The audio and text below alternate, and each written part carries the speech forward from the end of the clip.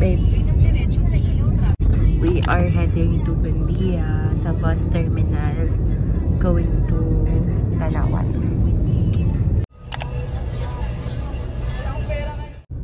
Wala, malayo sa Lukban yun, hindi kayo makakatawa. Hindi, yung kakainan, magandang kainan. On the way na kami sa San Narciso. Tas, actually, yung lakad talaga namin is supposedly Bicol.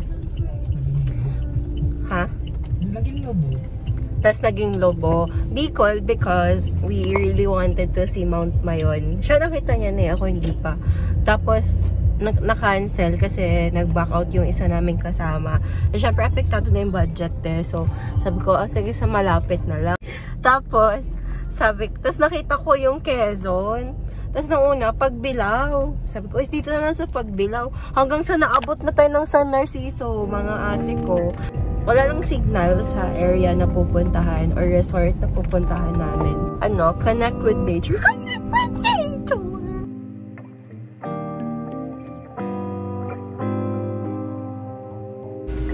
What's that? May free fries kasi pati yung car. Going out in the fog, am I always gonna feel this way? Skip my coffee and lunch, trying to manage the day. Holding different directions, searching for what's calling me. At the end of the day, it's another lap. Ooh. So stop calling, stop texting, I'm not sure where I'm at, Finding what's been hogging my mind ain't simple. And I know it ain't fair to cut off that. At the end of the day, gotta ask myself. Borrarte de mí, yo sé que tú también me piensas como yo a ti. Quiero encontrarte, jamás soltarte, decirte que me tienes loca por probarte. No digas más, yo sé que... Nagdilim na lang, nagbabiyahe pa din kami. Kanina ang glowing pa nung tama ng araw sa face ko. Ngayon nagdilim na 6:08 na. We still have 1 hour left of travel time bago kami makarating sa aming destination. Tapos ihing-ihi na kami pareho, walang CR. Like, sobrang rare ng establishments dito sa, anong parte ba ito, Ano? Lopez.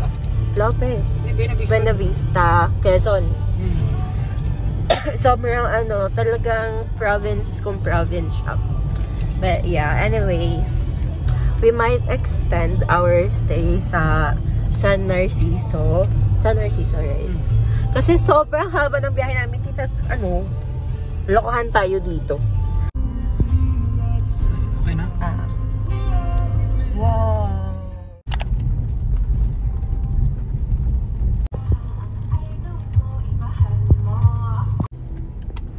Walang signal, gagi. Ito ba? After almost, actually more than 12 hours of traveling, we're finally here in Paraiso de San Narciso. This is in Quezon. Ang fresh ko. Oh my God. Iuwi ko tong ilaw nila. Sobrang fresh ko dito.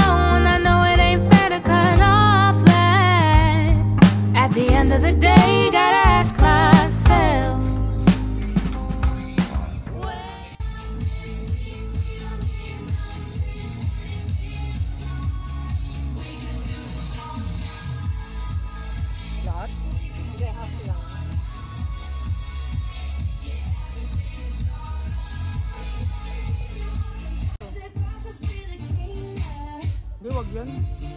Yung plastic, Mac. So, sa Paraiso de San Narciso, meron silang party every Saturday. Every Saturday lang yun. Wala sila from Sundays to Fridays. But every Saturday, there's a party. And nataon, no, nang nagpunta kami, it's a Saturday. So, yeah, I decided to join in. Pero for a while lang, kasi si Adrian, mabilis siya madaling. And ako naman, medyo nahiya ako kasi onti lang yung tao. Like, compared mo if super dami ng tao, siguro mas mag-stay ako ng matagal sa party area. But our kubo is just nearby the party area, so I was still able to listen to the music and drink on our own. So, yeah.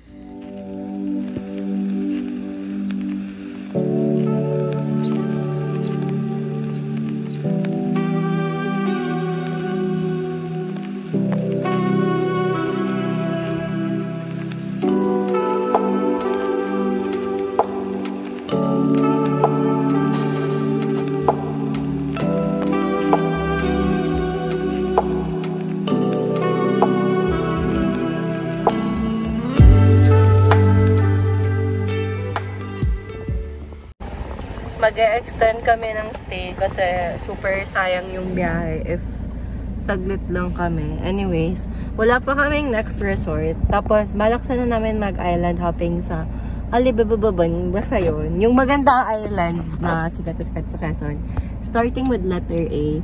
Kaso fully booked. Pero we're taking our chance. Pupunta kami doon. Mag-walk-in. Baka sakaling meron.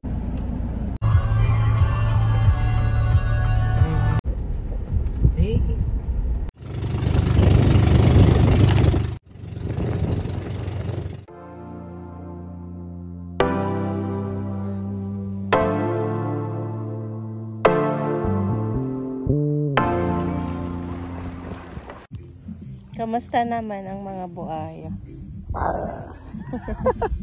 Hindi na ako takot kasi bakawan.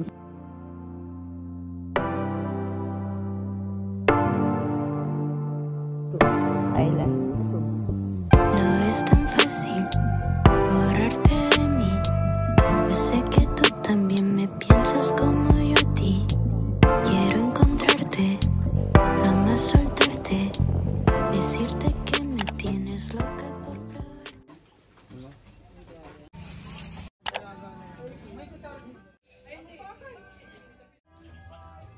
Yan ang asong Pinoy.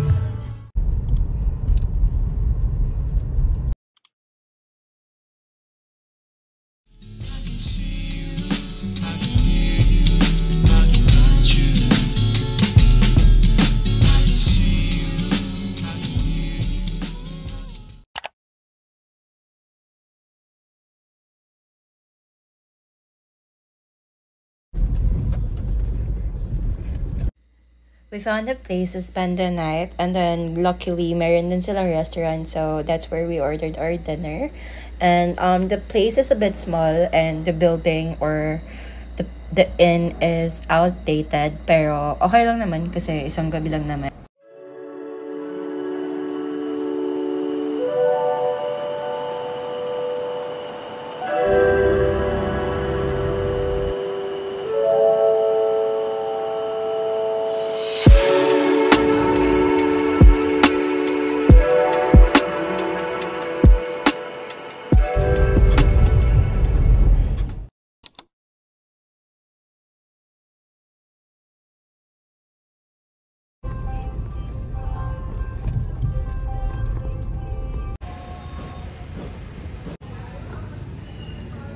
Wala din tao dito.